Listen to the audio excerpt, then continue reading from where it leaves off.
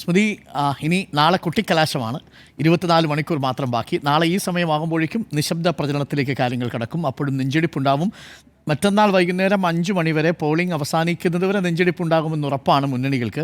സ്ഥാനാർത്ഥികൾക്കും ഉണ്ടെന്ന് തോന്നുന്നു. നെഞ്ചിടിപ്പേറുന്നു. ഉറപ്പായിട്ടും എല്ലാവർക്കും നെഞ്ചിടിപ്പേറുന്നു എന്നുള്ളതാണ്. സാധാരണഗതിയിൽ ഒരു ഉപതെരഞ്ഞെടുപ്പ് അല്ലെങ്കിൽ തെരഞ്ഞെടുപ്പായാൽ തന്നെ പ്രചാരണത്തിൻ്റെ അവസാന മണിക്കൂറുകൾ, അവസാന ദിവസങ്ങളാകുമ്പോഴേക്കും ആർക്കാണ് കൂടുതൽ സാധ്യത എന്നൊരു അനുമാനത്തിലേക്കൊക്കെ എത്താൻ പൊതുവെ കഴിയും. പക്ഷേ നിലമ്പൂരിൽ അങ്ങനെ ഒരു ചിത്രം അവർക്ക് തന്നെ സാധ്യമാകുന്നില്ല എന്നിടത്താണ് നിലമ്പൂർ വ്യത്യസ്തമാകുന്നത്. ഒന്നും ഉറപ്പിച്ചു പറയാൻ ആർക്കും കഴിയാത്തൊരവസ്ഥയുണ്ട്. UDF ആകട്ടെ ഒരു UDF മണ്ഡലമായ സ്ഥലമായതുകൊണ്ട് തന്നെ അവിടെ വളരെ ഈസി വാക്ക് ഓവർ സാധ്യമാകുമെന്ന് അവർ പ്രതീക്ഷിച്ചിരുന്നു. പക്ഷേ കാര്യങ്ങൾ മാറി പറയുന്ന രീതിയിലേക്ക് പിന്നീട് കാര്യങ്ങൾ എത്തുകയായിരുന്നല്ലോ.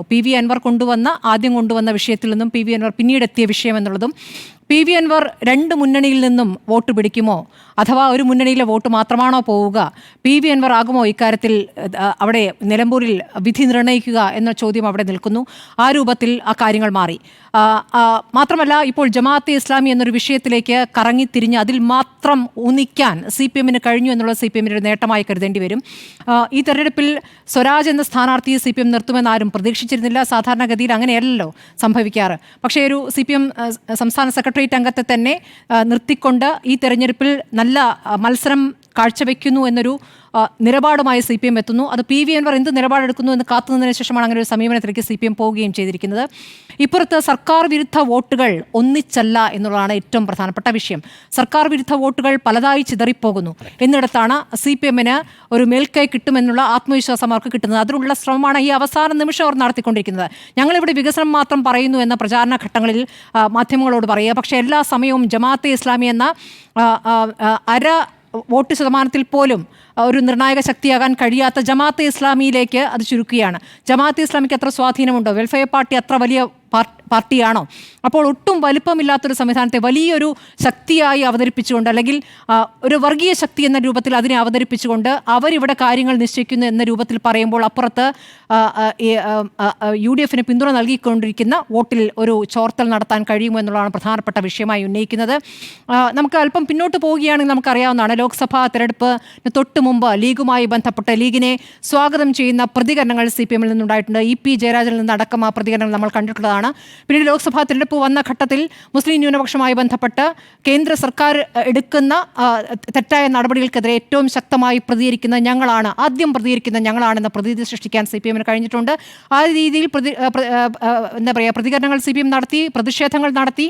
അതിൽ ലീഗിൻ്റെ ഭാഗമായിരിക്കുന്ന സമസ്തയിൽ തന്നെ ഒരു ഭാഗത്തെ അടർത്തി മാറ്റിക്കൊണ്ട് അതിൽ പങ്കെടുപ്പിക്കാനും CPM-ന് കഴിഞ്ഞു. അതൊരു നേട്ടമായത്. ന്യൂനപക്ഷത്തിന് ഞങ്ങളാണ് ന്യൂനപക്ഷത്തിൻ്റെ രക്ഷകർ എന്നൊരു പ്രതീതി സൃഷ്ടിക്കാൻ അന്ന് CPM-ന് കഴിഞ്ഞിരുന്നു. പക്ഷേ നിർഭാഗ്യവശാൽ അത് ലോക്സഭാ തെരഞ്ഞെടുപ്പിൽ പ്രതിഫലിച്ചില്ല. അത് വോട്ടായി മാറിയില്ല എന്നുള്ളതാണ്.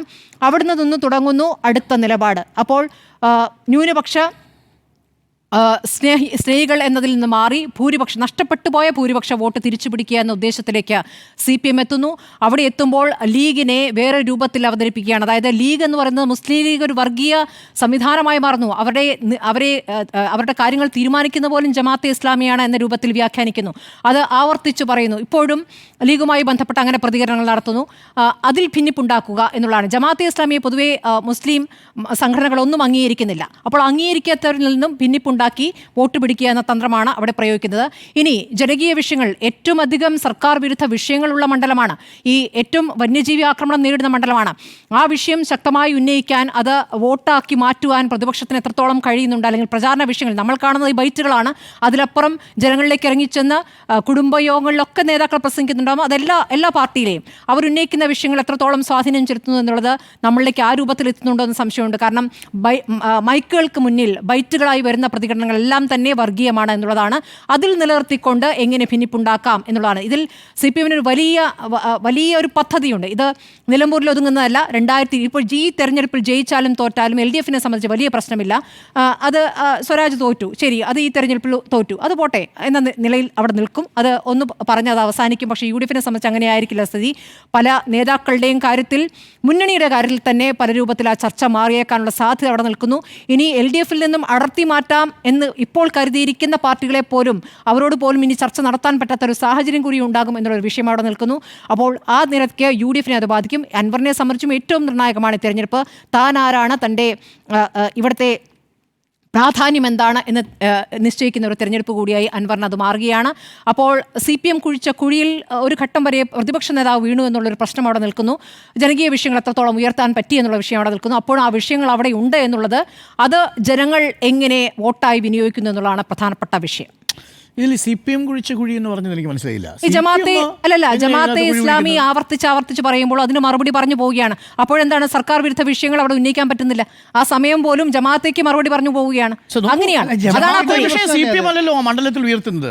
വെൽഫെയർ പാർട്ടി തുറന്ന പിന്തുണ പ്രഖ്യാപിക്കുന്നു UDF-ന്.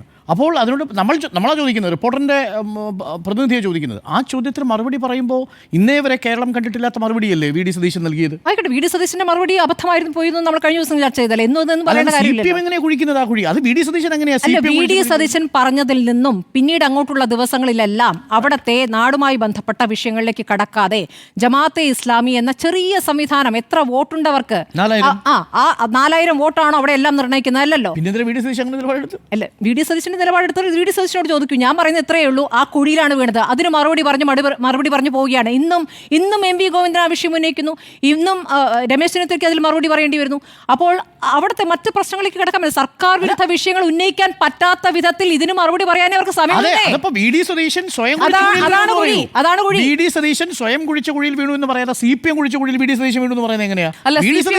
എനിക്ക് സംശയം, ഇനി പിണറായി വിജയനാണോ VD സതീശനോട് ഈ സർട്ടിഫിക്കറ്റ് കൊടുക്കാൻ പറഞ്ഞത്? അങ്ങനെയാണെങ്കിലല്ലേ CPM കുഴിച്ച കുഴിയാവുള്ളൂ. അത് അല്ല, അതൊരു ചർച്ചാ വിഷയമാണ്. പക്ഷേ ആ കുഴിയെ കുറിച്ച് വല്ലാത്ത വിഷമമുണ്ടെങ്കിൽ അല്ല, പൊളിറ്റിക്കൽ ഡിബേറ്റിൽ ഞാൻ അഭിപ്രായമാണ് പറഞ്ഞത്. ഞാൻ പറയുന്നത് മറ്റു വിഷയങ്ങളിലേക്ക് കടക്കാൻ പറ്റുന്നില്ല എന്നുള്ളതാണ്.